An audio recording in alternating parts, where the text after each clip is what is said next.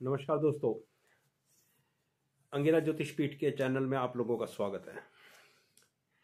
एक छोटी सी कोशिश आप लोगों के लिए शुरू कर रहा हूं। Introduction of planets. ग्रह हमारी जिंदगी में, हमारी जन्म पत्री पर, हमारी लाइफ में क्या असर डालते हैं, क्या प्रभाव छोड़ते हैं, इसके ऊपर मैं एक सीरीज शुरू कर रहा हूं। आशा है आप लोगों को पसंद आएगी और आप लोगों को कुछ सीखने को मिलेगा। किसी भी ग्रह के बारे में जब मैं बात करूंगा तो मेरे दोस्तों, मैं काल पुरुष की कुंडली को आधार बनाकर ही बात करूंगा, क्योंकि काल पुरुष की कुंडली को आधार बनाकर जब किसी प्लैनेट के बारे में इंट्रोडक्शन दी जाती है या चर्चा की जाती है, वो बड़ी सटीक उतरती है और उसको समझना आसान होता है।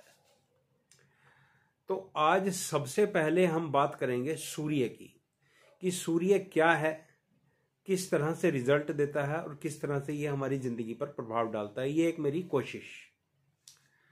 देखिए, सूर्य ऊर्जा का बहुत बड़ा स्रोत है, सोर्स ऑफ लाइट है, ये आप सभी जानते हैं। सूर्य हमारी जिंदगी की एक बहुत बड़ी उम्मीद है। जब सनराइज होता है, जब सूर्य उदय होता है, तो हमारी जिंदगी शुरू होती है। और ये भी आप जानते हैं कि जब सूर्य अस्त होता है तो हमारी जिंदगी ठहर जाती है और हम रेस्ट की पोजीशन में आ जाते हैं। एस्ट्रोलॉजी में सूर्य को हमारी आत्मा कहा गया है। ये चीजें आप सभी जानते हैं। अपनी बात में इतनी बात जरूर कहूंगा कि जब भी आप जन्म पत्री देखें, जब भी आप देखें, तो तीनों लगनों से जन्म पत्री को देखें। एक तो लगन से, दूसरा चंद्र लगन से और तीसरा सूर्य लगन से। ये तीन लगन पराशर ऋषि ने बताए हैं और सुदर्शन चक्र पद्धति भी उन्होंने बताई है। और इसी तरह से उन्होंने सुदर्शन चक्र दशा का भी इंट्रोडक्शन अपने पराशर होरा शास्त्र में दिया है। तो जब भी आप जन्म पत्री देखें तो तीनों लगनों से देखें, उसके बाद अपना एक विचार बनाएं और फिर वर्ग कुंडलियों में इस प्लैनेट को, या अपने जो कॉम्बिनेशन जो आपका विचार बना है उसको कंफर्म वर्ग कुंडलियों में करें। तो चलिए बात शुरू करते हैं सूर्य की। सूर्य हमारी आत्मा है, हमारे लाइट का सोर्स है। सूर्य हड्डियों को रिप्रेजेंट करता है। सूर्य हमारे पिता को रिप्रेजेंट करता है। सूर्य उच्च पद प्रतिष्ठा को रिप्रेजेंट करता है। सूर्य high class IAS IPS officers को रिप्रेजेंट करता है। सूर्य सरकार को रिप्रेजेंट करता है। सूर्य से ही प्रधानमंत्री, राष्ट्रपति या उच्च पद प्रतिष्ठित व्यक्तियों के बारे में देखा जाता है। सूर्य हमारी आंख है। और भी सूर्य के बहुत सारे सिग्निफिकेशंस हैं जो आप लोगों को पता होंगे। अगर चर्चा करने लगे तो मेरे भाई 5, 7, 8 मिनट तो सूर्य के सिग्निफिकेशंस में ही निकल जाएगी। सूर्य हमारे काल पुरुष की कुंडली का 5वें घर की राशि है सिंह, लियो साइन। कुछ लोग इसको सिंह राशि भी बोलते हैं। उसका स्वामी है। अब यहीं से हम अपनी बात शुरू करते हैं। देखिए, सूर्य हमारी कुंडली का एक बहुत ही इंपॉर्टेंट स्थान का लॉर्ड है, 5वें घर का लॉर्ड है। आप देखें, हमारी जिंदगी की शुरुआत 5वें घर से ही होती है। 5वां घर यानी कि सिंह राशि, यानी कि सूर्य हमारे पूर्व जन्मों के कर्मों को रिप्रेजेंट करते हैं। आपको ये बात अगर नहीं पता तो मैं बताना चाहूंगा कि कुंडली का, काल पुरुष की कुंडली का 5वां घर हमारे पूर्व जन्मों के कर्मों को रिप्रेजेंट करता है, पाप और पुण्य कर्मों को रिप्रेजेंट करता है।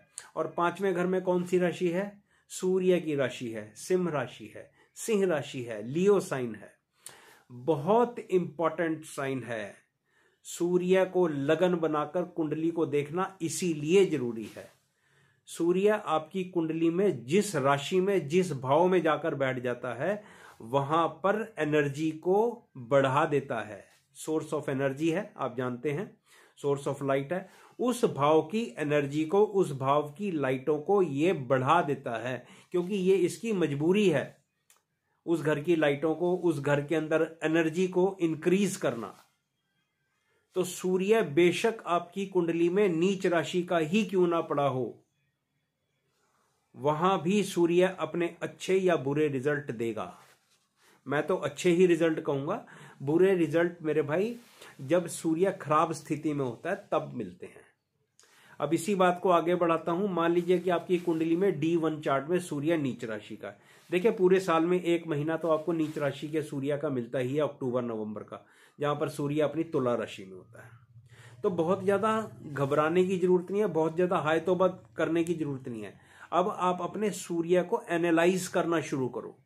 अब आप ये देखो कि क्या वाकई मेरा सूर्य खराब स्थिति में है, क्या ये सच में मुझे खराब रिजल्ट देगा। अब आपको कैसे देखना है, सूर्य की डिग्रीज को देखो और सूर्य को D9 चार्ट में देखो कि कहां चला गया, किसकी राशि में गया। सूर्य अगर D9 चार्ट में बृहस्पति की राशि में गया, बहुत अच्छी बात है भाई साहब। अपने मित्र की राशि में गया, बहुत बढ़िया बात है। अपने सम की राशि में गया तो अच्छी बात है, फिर आपको उतने बुरे रिजल्ट नहीं मिलेंगे। लेकिन अगर यही D1 चार्ट के अंदर सूर्य नीच राशि का है, सूर्य D9 चार्ट के अंदर पाप ग्रहों की राशियों में चला गया, या पाप ग्रहों से दृष्ट हो गया, शत्रु ग्रहों से दृष्ट हो गया, जो इसके शत्रु ग्रह हैं, तो फिर ये मेरे भाई आपको खराब रिजल्ट दे सकता है। फिर ये आपको जो प्रॉस्पेरिटी, जो हाइट, जो नेम फेम आपको देना है, क्योंकि सूर्य एक ऐसा प्लैनेट है जो आपको नेम फेम भी देता है, तो फिर वो आपको कम मिलेगा, उतना नहीं मिलेगा, कम मिलेगा, क्योंकि सूर्य अब खराब स्थिति में है।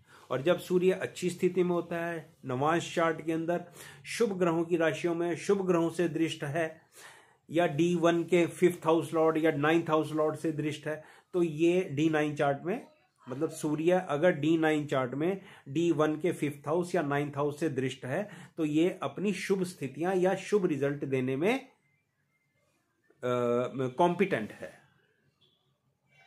सूर्य भाई 5वें घर का स्वामी है कुंडली के।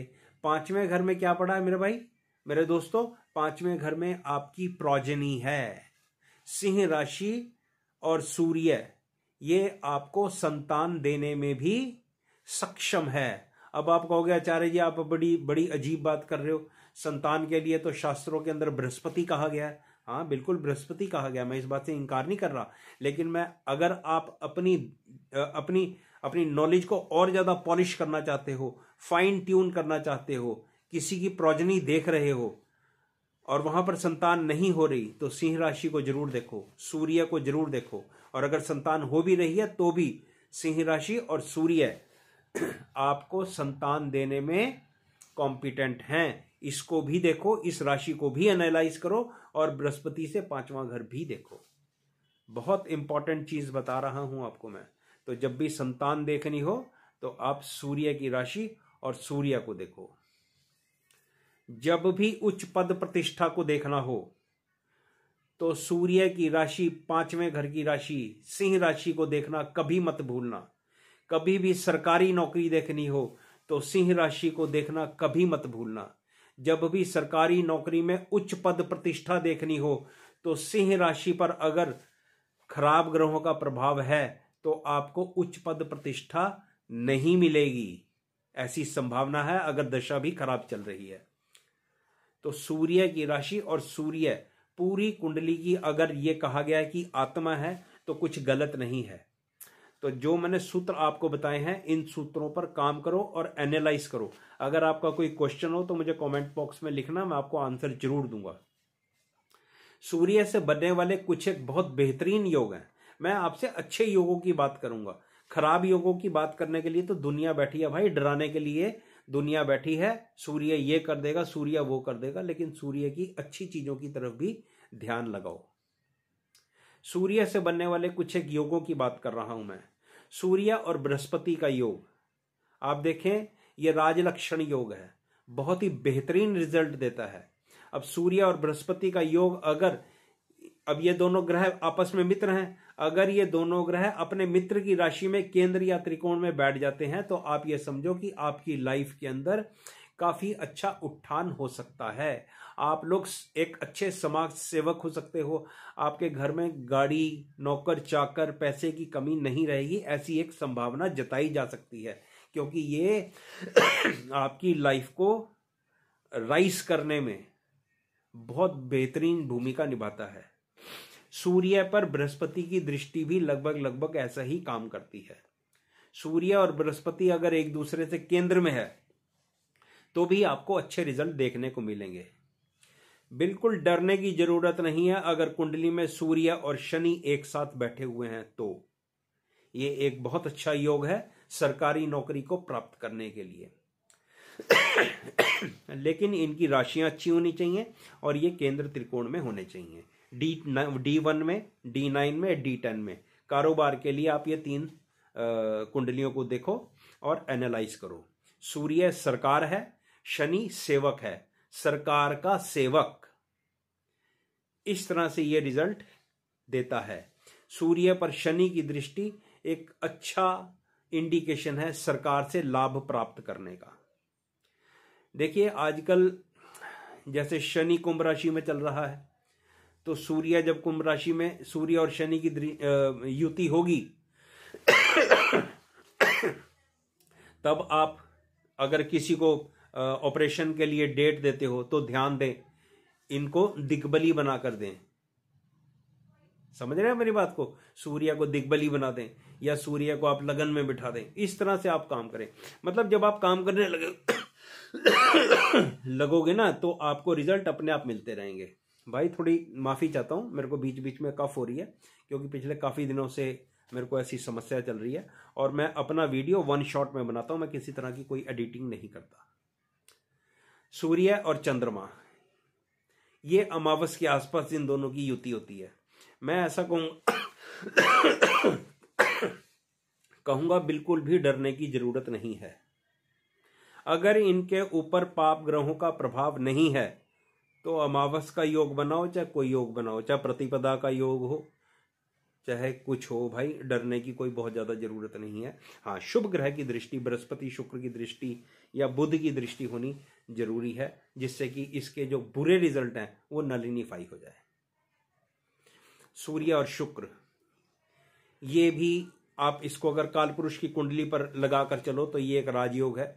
सूर्य 5वें घर का लॉर्ड है और शुक्र 7वें घर का लॉर्ड है। ये भी एक अच्छा योग है। हाँ, ये उस स्थिति में अच्छा नहीं है जब इसके ऊपर पाप ग्रह की दृष्टि है। तो सूर्य हमारी कुंडली की ऊर्जा है, सूर्य हमारी कुंडली की रोशनी है। ये जिस घर में बैठेगा, जिस घर में जाएगा, उस घर के एनर्जी को इंक्रीज कर देगा। डिपेंड करता है कि ये किस राशि में बैठा है, डिपेंड करता है इसके ऊपर, सूर्य के ऊपर कौन कौन से ग्रहों की दृष्टियां हैं, वो सूर्य के रिजल्ट को चेंज कर देती हैं। देखिए सूर्य तो सबको एक जैसी रोशनी देता है। जब आप लोग बाजार में जाते हो, मार्केट में जाते हो, सूर्य की रोशनी सबको एक जैसी मिलती है। लेकिन कुछ लोग होते हैं जिनको बर्न्स हो जाते हैं, स्किन बर्न हो जाते हैं। सिर्फ उन्हीं को क्यों होते हैं, आपको क्यों नहीं हो जाते? तो कहीं ना कहीं सूर्य की अफ्लिक्शन, सूर्य की खराब स्थिति, ये इन चीजों को इफेक्ट करती है। तो सूर्य के लिए अपने मन से जो खराब धारणाएं हैं उनको बाहर निकालो। सूर्य बृहस्पति की राशियों में, बुध की राशियों में, मंगल की स्पेशली मेष राशि में अच्छे रिजल्ट देता है और सूर्य मकर राशि में भी काफी अच्छे रिजल्ट देता है। जरा ध्यान दे लें, यहां पर शनि की 2 राशियां हैं, मकर राशि और कुंभ राशि, लेकिन सूर्य के ज्यादा अच्छे रिजल्ट आपको मकर राशि में मिलते हैं, कुंभ राशि में उतने अच्छे रिजल्ट नहीं मिलते। बाकी सब डिपेंड करता है सूर्य की अपनी परिस्थिति के अनुसार। सूर्य को अच्छी स्थिति में है या बुरी स्थिति में है वो देखो D1 चार्ट में, उसके बाद उसको D9 चार्ट में देखो कि D9 चार्ट में उसकी क्या स्थिति बनी हुई है, कौन सी राशि में चला गया, कौन से ग्रहों से दृष्ट है, क्या ये पाप रिजल्ट दे रहा है, क्या ये शुभ रिजल्ट दे रहा है। ये हर इंडिविजुअल कुंडली के अंदर अलग अलग रिजल्ट देने वाला हो सकता है। तो कुछ एक पैरामीटर्स मैंने आपको बताए हैं। आशा है आप लोगों को मैं समझा पाया हूं सूर्य के बारे में। मेरा वीडियो अच्छा लगे तो लाइक शेयर करें और जो लोग मेरे चैनल पर नए हैं वो प्लीज़ मेरे चैनल को सब्सक्राइब करें। वीडियो देखने के लिए धन्यवाद।